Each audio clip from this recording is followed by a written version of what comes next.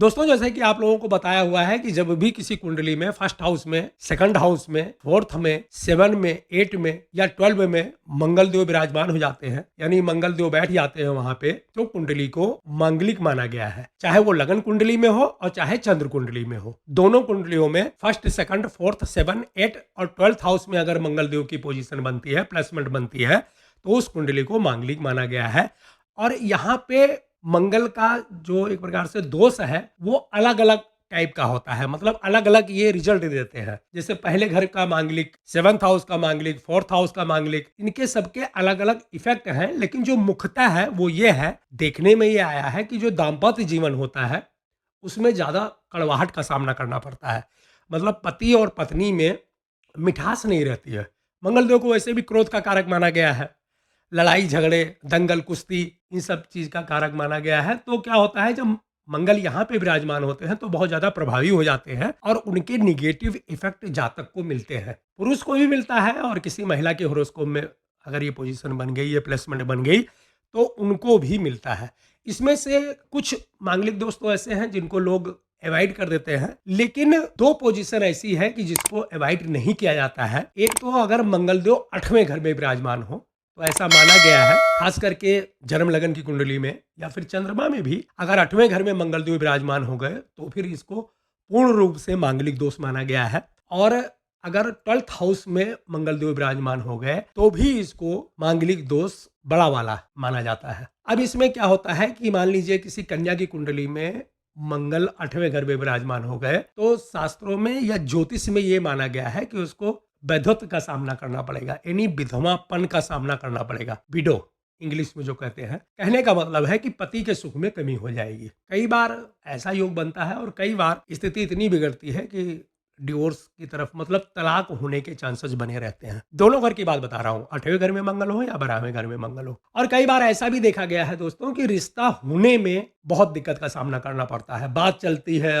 बात बनती है और उसके बाद में फिर अचानक रिश्ता टूट जाता है। जिन कन्याओं का या पुरुषों का भी शादी में दिक्कत आ रही है, विवाह में दिक्कत आ रही है, उम्र पे शादी नहीं हो रही है, शादी विवाह करने की भी एक एज होती है ना कि इतने में शादी हो जानी चाहिए, और जब वो डिले हो, देर होने लगे, तो आपको समझ जाना है कि मंगलदेव यहाँ पे एक्टिव है। हो सकता है कि वो मांगलिक हो।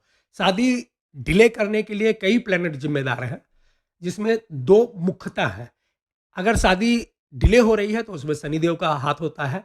लेकिन अगर बार बार रिश्ता टूट रहा है या फिर शादी हो चुकी है और पति पत्नी में अनबन है, दाम्पत्य जीवन में अनबन है, तो फिर मंगल देव का हाथ माना जाता है उसमें।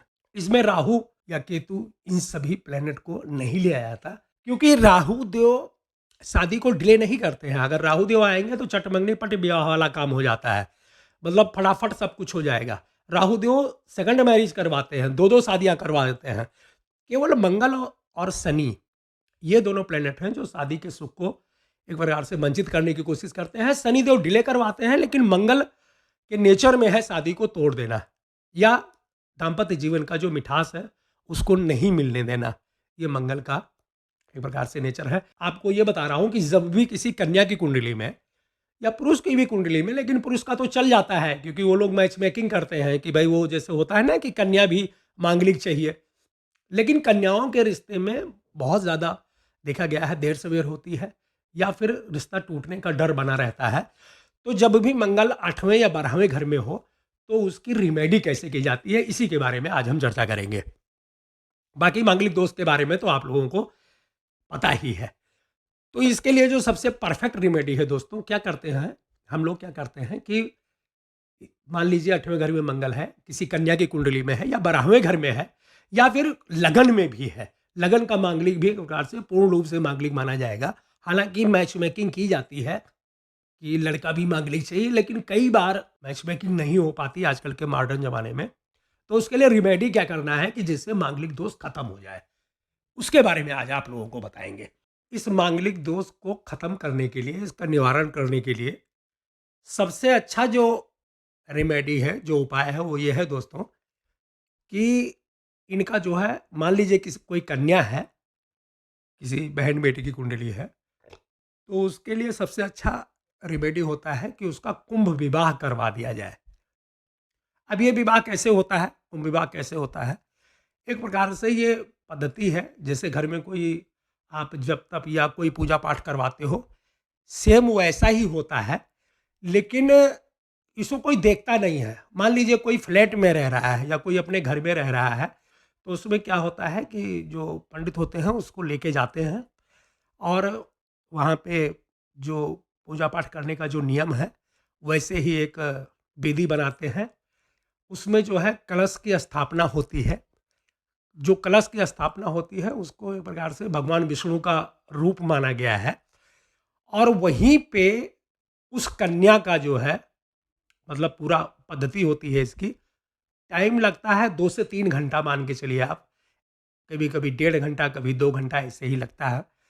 तो पूरा मंत्रोच्चार के द्वारा जो है, मतलब जैसे होता है ना एक पूजा पाठ करने की पद्धति जो पंडित लोगों को होती है, आप लोगों को बताया हुआ है, वैसे ही करवाते हैं। उसके बाद में उस कन्या को जो है कुंभ विवाह करवा दिया जाता है, मतलब उस कलश के साथ, भगवान विष्णु के साथ उसके फेरे डलवा दिए जाते हैं। आप लोगों ने देखा नहीं होगा, क्योंकि ये अक्सर छुपा के किया जाता है, लोगों को ना पता चले तो ही अच्छा है। क्योंकि अगर लोग समझ जाते हैं कि अरे ये क्या हो रहा है, कैसे हो रहा है, ये कौन सी पूजा पाठ हो रही है, तो उसमें थोड़ा सा मतलब ठीक नहीं लगता। तो लोग यही करवाते हैं कि जैसे फ्लैट में रह रहे हैं या घर में रह रहे हैं, तो उन्होंने बुलाया, देखने वाले को लगता है कि पंडित जी आए हैं, कोई पूजा पाठ करेंगे, लेकिन एक्चुअल में उस दिन कुंभ विवाह हो जाता है। तो कन्या को वहाँ पे जो है फेरे डलवा दिया जाता है, और विधिवत लड़की के जो माँ बाप हैं वो एक प्रकार से कन्यादान करते हैं, कन्यादान कर देते हैं। सारी जो रीत रिवाज है, जो रस्म है, उसको वहाँ पे पूर्ण करवाया जाता है। वो कन्यादान कर देते हैं, अपना जो उनको सगुन उगुन देना है वो भी कन्या को दे देते हैं, सब कुछ मतलब विधिवत उसका विवाह करवा दिया जाता है। तो एक प्रकार से ये माना गया है कि भगवान विष्णु के साथ उस कन्या का विवाह हो जाता है।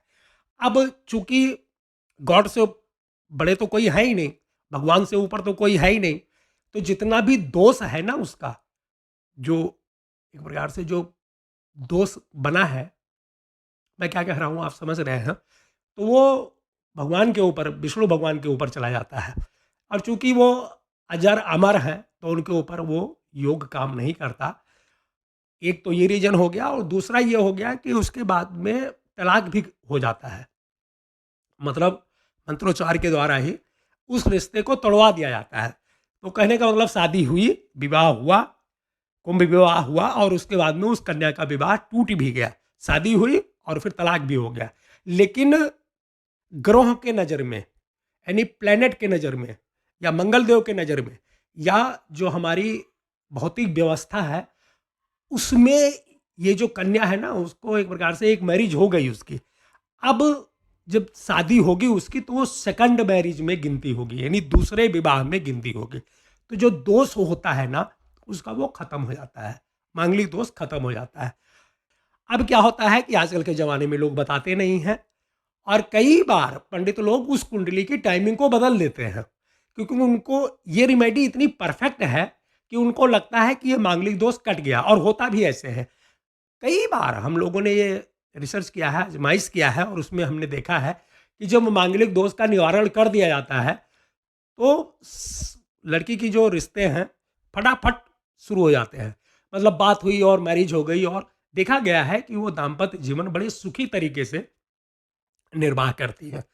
अब ये बात केवल लड़की को पता होती है, या लड़की के माँ बाप को पता होता है कि इसका कुंभ विवाह हो चुका है। कई बार आप देखोगे कि जब बर्थ डिटेल देते हैं, तो उसमें लड़की का बाप या जो भी गार्जियन है वो बोल देते हैं कि नहीं, लड़की मांगलिक नहीं है, एक्चुअल में मांगलिक थी, लेकिन उन्होंने मांगलिक दोष का निवारण कुंभ विवाह के द्वारा करवा दिया, तो उनको कॉन्फिडेंस रहता है कि अब मांगलिक दोष कट गया।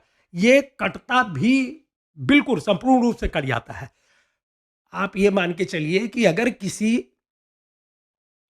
जातक ने कुंभ विवाह करवाया हुआ है किसी कन्या का, तो फिर आप ये मान के चलिए कि जीवन में कभी भी मांगलिक दोष का असर नहीं मिलेगा। चाहे वो फर्स्ट हाउस का है, 8वें घर का है, या फिर 12th हाउस का है, उसका मांगलिक दोष एकदम कट जाता है। क्योंकि हमारे समाज की ये व्यवस्था है ना कि जैसे लड़की की मैरिज की जाती है, शादी की जाती है, तो शादी में जो भी रीत रिवाज होता है, वो सब कुछ कुंभ विवाह में करवाया जाता है। तो एक प्रकार से उसकी फर्स्ट मैरिज हो जाती है और उसके बाद में तलाक भी हो जाता है। कहने का मतलब है वो एक प्रकार से तलाकशुदा औरत हो जाती है, लेकिन लोगों को पता नहीं होता, या तो लड़की को पता है या फिर लड़की के माँ बाप को पता है जो उसके गार्जियन है, और उसके बाद में उसका पूरा जीवन सुखमय बीतता है। देखा ऐसे ही गया है, रिसर्च में पाया गया है। आज भी आप ये मानिए कि जब भी कोई कन्या 8वें घर की, पहले घर की या फिर 12th हाउस की मांगलिक मिलेगी, तो आप देखोगे उसका जो है कुंभ विवाह करवा ही देते हैं। मुश्किल से 1.5 घंटे 2 घंटे का ये कार्य होता है। पंडित गए आराम से। लेकिन एक बात यहाँ आपको समझाने की कोशिश करूंगा। कई लोगों को ये कुंभ विवाह की जो जानकारी होती है वो मतलब उतनी अच्छी नहीं होती है, तो वो टालने का काम करते हैं कि बस जी हो गया। ऐसा नहीं है।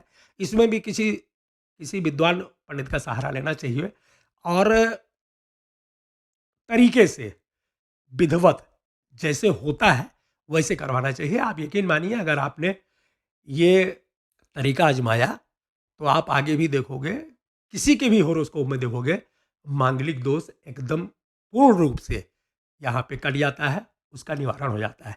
ठीक इसी तरह से दोस्तों, अगर किसी लड़के के कुंडली में यानी पुरुष की कुंडली में है, जेंट्स की कुंडली में दोष बना है, तो उसका भी विवाह करवाया जाता है। लेकिन वो कुंभ विवाह नहीं होता, वो जो है एक बेरी का पेड़ होता है उसके साथ करवा दिया जाता है। या फिर कई बार आपको देखने में आया होगा कि तुलसी के साथ भी लोग विवाह करवा देते हैं। जो पौधा होता है ना, उसको स्त्री रूप माना गया है, तो इनके साथ भी सेम वही प्रोसीजर होता है। इसमें भी बाकायदा वही फेरे वेरे डलवाए जाते हैं और पाणिग्रह संपूर्ण होने के बाद में यानी विवाह संपूर्ण होने के बाद में यहाँ भी तलाक हो जाता है। कहने का मतलब है वो भी एक प्रकार से सेकंड मैरिज वाला योग बन जाता है। मतलब उनकी पहली शादी हो गई ऐसा माना गया है, और दूसरी शादी जब होती है उनकी, लोगों की नज़र में तो पहले ही शादी होती है, लेकिन जब उनकी विवाह होता है, शादी होता है, तो देखा गया है उनको दाम्पत्य जीवन में बड़ी मिठास रहती है, अच्छे तरह से जीवन बीतता है। तो कहने का मतलब है कि जब भी कि आपको किसी की कुंडली में ये दोष बनता हुआ मिले और आपको लगे कि इसका संपूर्ण निवारण करना है, तरीके से इस दोष को काट देना है, तो फिर आपको एक काम करना है कि आपको यहाँ कुंभ विवाह का सहारा लेना है। उसमें टालना नहीं है। खर्चा भी बहुत ज़्यादा नहीं आता है, लेकिन मांगलिक दोष हमेशा के लिए, पूरे लाइफ टाइम के लिए कट जाता है।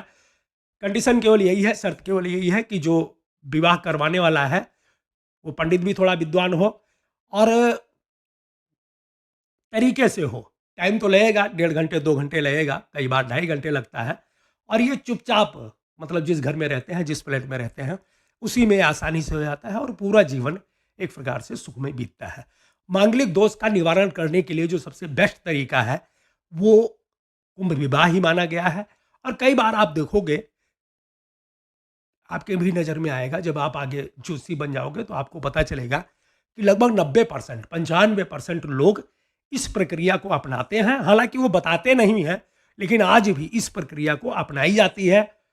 लोग कुंभ विवाह करते हैं या फिर बैरी वाला विवाह करते हैं, और जो जातक है जिस कुंडली में दोष बना है उसको एक प्रकार से निवारण कर देते हैं। ज्योतिषियों को या फिर पंडितों को या फिर उनके गार्जियन को इतना कॉन्फिडेंस होता है कि वो बर्थ टाइम ही बदल देते हैं। यानी मांगलिक कुंडली है, लेकिन फिर वो नई टाइम दे देते हैं कि आप ये टाइम बताइएगा जिससे लगे कि ये मांगलिक है ही नहीं। इतनी कॉन्फिडेंस आती है अगर ये इस तरह से मतलब मांगलिक दोष का निवारण किया जाए तो आप ये मान के चलिएगा कि सबसे ये बेस्ट रेमेडी है।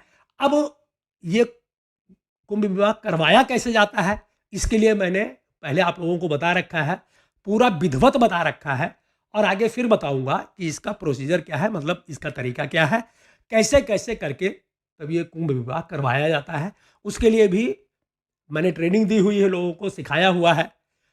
जिन लोगों ने एक प्रकार से पुरोहित का काम करने की इच्छा रखते हैं, उनको हम लोगों ने पूरा तरीका जो है वो हम लोगों ने बताया हुआ है। आगे भी आप लोगों को बताएंगे, समझाएंगे। पहले रेमेडी के बारे में जानिए, उसके बाद में आपको सिखाएंगे कि कुंभ विवाह करवाया कैसे जाता है।